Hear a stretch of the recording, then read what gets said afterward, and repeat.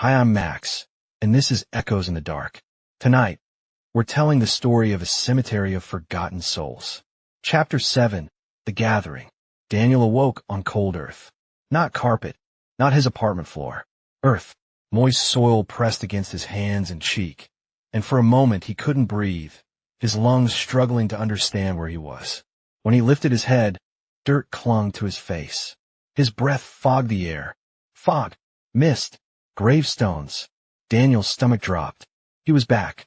The cemetery of forgotten souls stretched around him in every direction, bathed in a blue glow that pulsed like a heartbeat.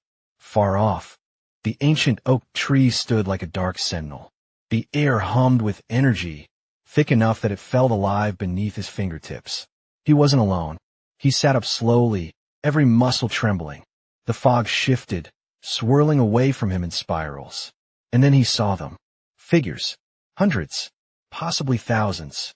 Translucent shapes rose from the ground, from behind gravestones, from the shadows of trees. Men, women, and children of every era. Faces pale and hollow. Eyes glowing faintly with blue light. They stood in complete silence, watching him, waiting. The little girl stepped forward, her dress dragging through the mist. She lifted her small hand and pointed toward the mausoleum. It's time. Daniel's heart hammered. Time for what? But she didn't answer. Instead, she turned and walked, her feet leaving no prints in the damp earth. The other spirits followed silently, parting around Daniel like a river of ghosts.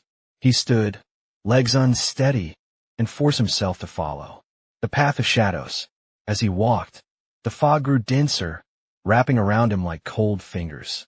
Gravestones shifted in the thick haze, rearranging themselves with each passing moment. The cemetery, once chaotic and sprawling, now had a clear path, straight toward the ancient mausoleum. The whispers began again, not frantic, not pleading, unified, a single chant rising from every ghost in the cemetery. Remember, remember, remember. Daniel clutched his notebook. The faint blue ink glowed through the cover. He felt their eyes on him, thousands of them, pressing into his skin, burning into his mind. He wasn't sure if the shaking in his limbs was fear or resignation. The heart of the cemetery. The mausoleum door was wide open now. Inside, the blue light radiated like a pulsating core. The temperature dropped instantly as Daniel crossed the threshold, and frost crept along the walls. The carved names inside glowed brighter than before. Margaret Whitmore stood at the center of the chamber. Tall, ghostly, her translucent hair drifting like smoke. Her voice echoed through the tomb. You opened the door to the memories that bind us. And now the dead come to you. Not to harm you, but to call you to your role. Daniel's voice cracked. What role? Margaret stepped closer. Her eyes glowed bright blue. The new keeper of the names. The world spun. No, Daniel whispered. There has to be someone else. Someone who belongs here. Someone who... Margaret shook her head. The dead choose their keeper.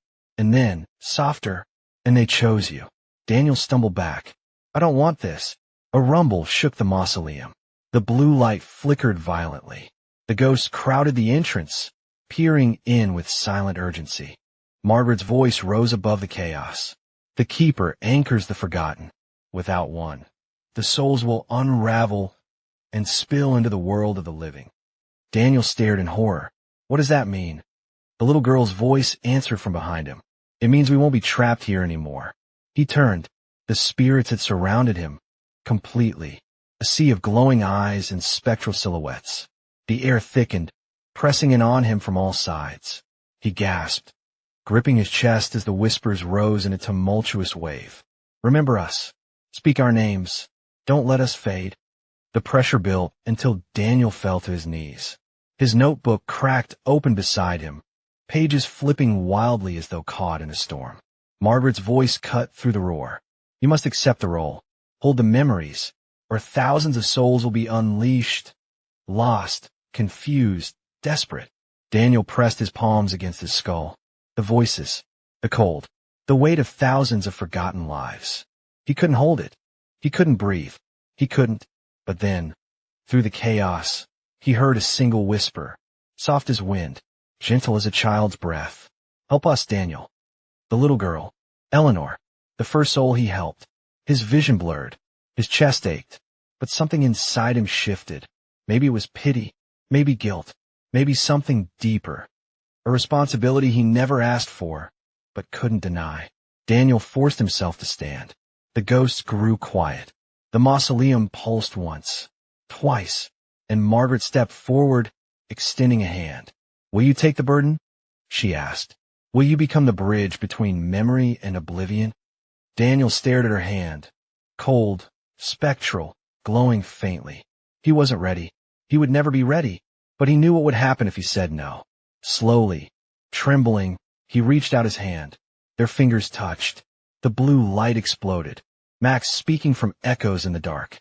Stay curious, stay cautious, and stay tuned for the next chapter.